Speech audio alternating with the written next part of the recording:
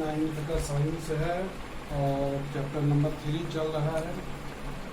Chapter number 3 में आपको atoms and molecules के बारे में ज़्यादा जानकारी लेनी और नंबर ऑफ मोल्स का कैलकुलेशन करना है, कैसे निकालेंगे। मोलर मास का कैलकुलेशन, हम इस पर बहुत सवाल दे चुके हैं। मोलर मास का कैलकुलेशन करने के लिए बहुत सवाल, और नंबर ऑफ मोल्स पर थोड़ा कम सवाल मिला।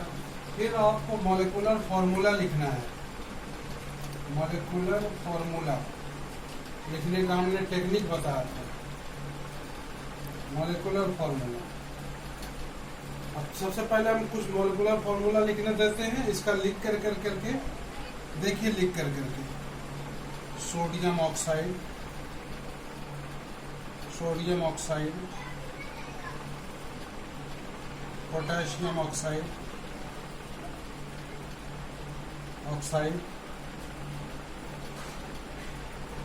Sodium carbonate,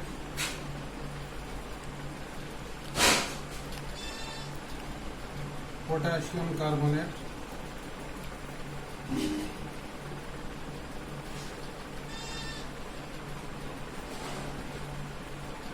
sodium sulphate,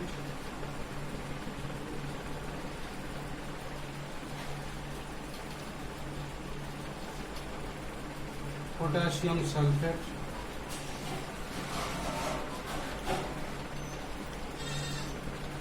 right.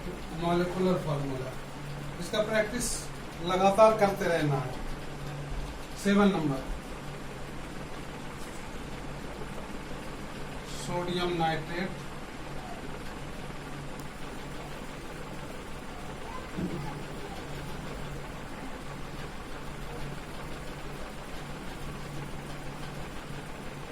Potassium nitrate,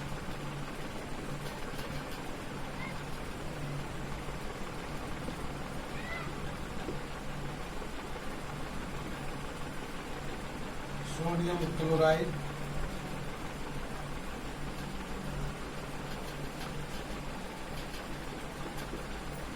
potassium chloride. ये मॉलिक्यूलर फार्मूला लिखना है, आसान है। ऑक्साइड के बारे में ये यूज होगा। ऑक्साइड कार्बोनेट है CO3, कार्बोनेट के बारे में यूज होगा। पहले भी बताया जा चुका, फिर से बताया जा रहा। सल्फेट SO4, सल्फेट और नाइट्रेट NO3 एक माइनस होता है। जब तक ये याद नहीं होगा आप लिख नहीं सकते। फिर क्लोराइड एक माइनस होगा, क्लोराइड। इस तरह से इसका molecular formula and molar mass दोनों निकाल लीजिए। मोलर मास में सोडियम के लिए 23 और पोटेशियम के लिए 39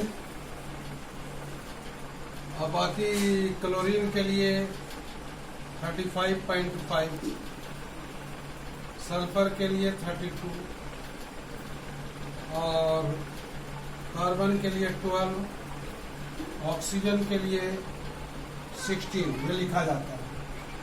ये 10 सवाल फार्मूला लिखने का। फिर मोलर मास निकालते हैं तो लगभग ये 20 सवाल आपके पास जा रहा है। आप इसको बनाइएगा, बनाने से समझ में आता है। जितना बनाएंगे उतना समझ में आएगा। इसके बाद एटम का डिफिनेशन रट जाइए। एटम का डिफिनेशन पहले दिया जा चुका है।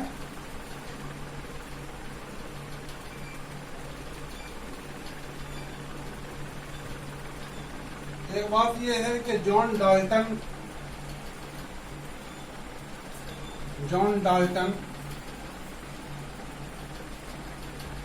Atomic theory,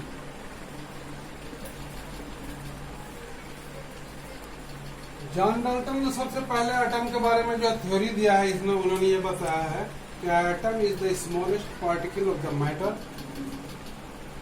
which is indivisible.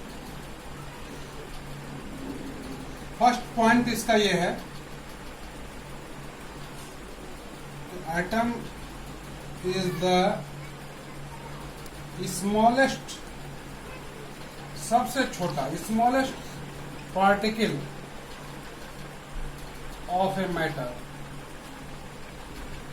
Language बदल के भी बुक में है कि matter is made up of tiny particles, smallest particles, which is called atom. Each and every matter is made up of smallest particle which is called atom. ये language बदल करके है। दूसरे नंबर में है कि एटम को कहा इन्होंने एटम इज इनडिविजिबल, इसको डिवाइड नहीं किया जा सकता, इनडिविजिबल। ये बात, यही बात जॉन डाल्टन का थ्योरी 11 में आएगा, तो यही बात लिखना है। दूसरे नंबर में कि अगर एक एटम दूसरे एटम से मिलता है तो कंपाउंड एटम बनेगा, कंपाउंड एटम।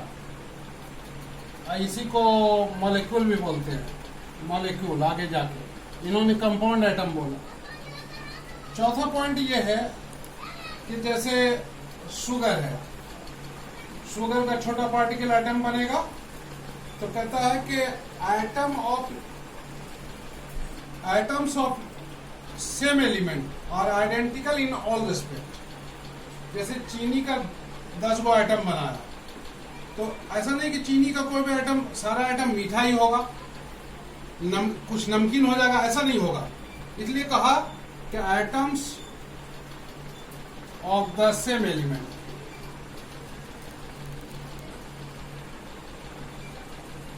कोई एलिमेंट का आइटम है वो एक जैसा होगा, इज या एटम्स लिखा तो आर लिखते हैं, R identical, identical in all respects,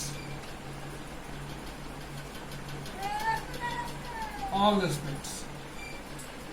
पांचवा बात यह है कि एटम्स ऑफ डिफरेंट एलिमेंट्स, जैसे शुगर का आइटम है, फिर सॉल्ट का आइटम है, ये दोनों एक जैसा हो नहीं सकता, डिफरेंट होगा। आइटम्स ऑफ डिफरेंट एलिमेंट्स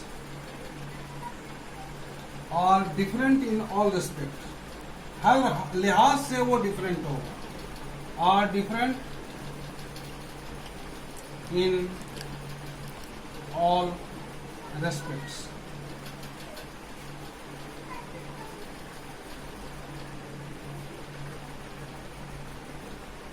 तो ये 5 पॉइंट है। आप किसी भी क्लास में जो अगर 9th में याद कर लेते हैं तो आपको 11 में याद करने की जरूरत नहीं पड़ती है। इसलिए कहा जाता है कि बेस मजबूत होता है तो आगे जो है आदमी को जो इजी लगता है पढ़ना लिखना। तो डाल्टन्स एटॉमिक थ्योरी में 5 पॉइंट है, ये 5 पॉइंट्स को जानना है। अब बाद में बहुत सारे साइंटिस्ट ने ये कोशिश किया, अपना भी जो है सोचा, तो उन्होंने कहा कि डाल्टन की एक बात गलत है। कौन सी बात गलत साबित हुई?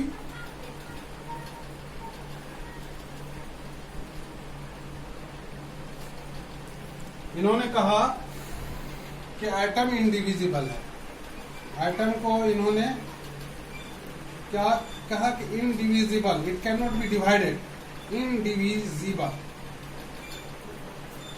डिविजिबल, एटम्स इनडिविजिबल होता है यानी अविभाजित, इसको बांटा नहीं जा सकता, अविभाजित होता है। लेकिन एक साइंटिस्ट है जिसका नाम है जे थॉमसन। जे थॉमसन ने इलेक्ट्रॉन का खोज कर दिया और ये बताया कि इलेक्ट्रॉन निगेटिव होता है। निगेटिव एटम का टुकड़ा है। एटम में सबसे पहले एक टुकड़ा इसका निकाला निगेटिव। तो गोल्डस्टीन है दूसरा साइंटिस्ट, उसने कहा कि एटम तो निगेटिव है तो इसमें पॉजिटिव भी होगा।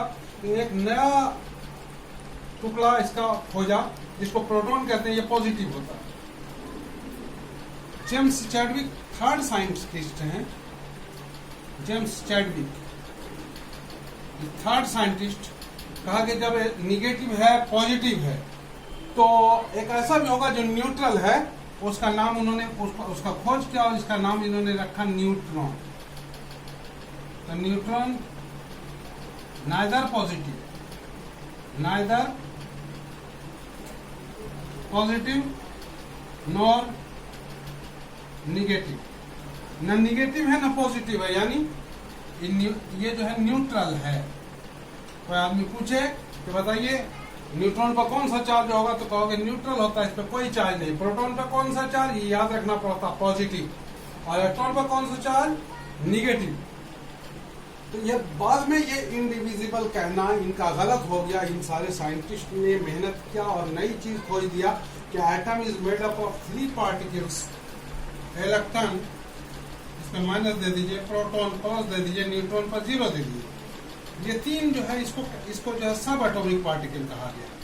आपसे पूछ दिया क्वेश्चन सब एटॉमिक पार्टिकल का नाम बताइए, तो यही बताना है सब एटॉमिक पार्टिकल्स। और सब एटॉमिक पार्टिकल्स का दूसरा नाम है फंडामेंटल पार्टिकल्स। Fundamental particles. तो इस तरह से हमने जॉन डाल्टन का atomic theory, what are the postulates या what are the main points of John Dalton's atomic theory and who is the scientist who discovered electron, proton and neutron, उसका नाम याद करना है।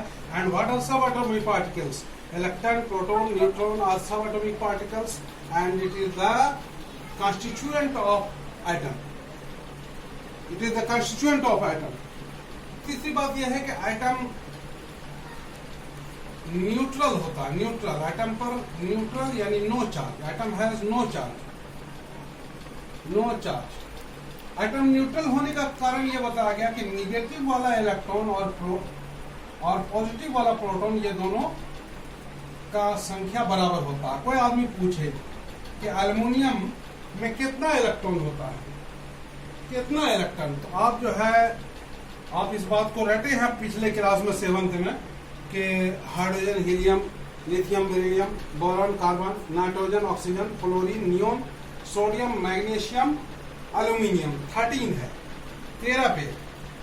तो जो नंबर पे पहुंच रहा है इलेक्ट्रॉन उसमें 13 होगा, यानी 13 निगेटिव होगा और प्रोटॉन उसमें 13 होगा।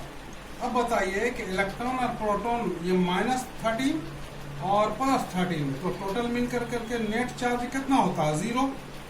नेट चार्ज कितना होता है 0।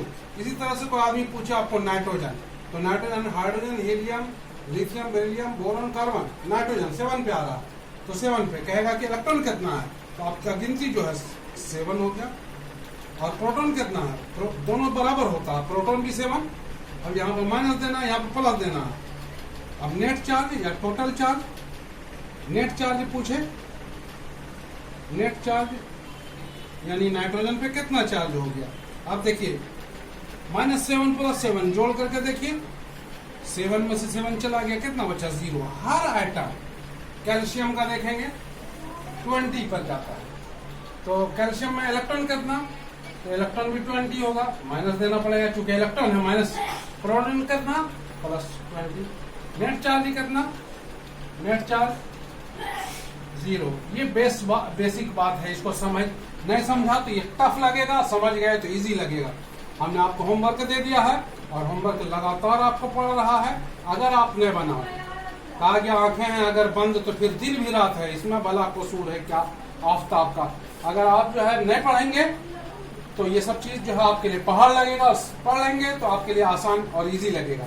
इस तरह से आज का ये वीडियो, पीछे का वीडियो बार बार आप जो है रिव्यू करें और उसके बाद देखें कि आपको समझ में आता है या नहीं।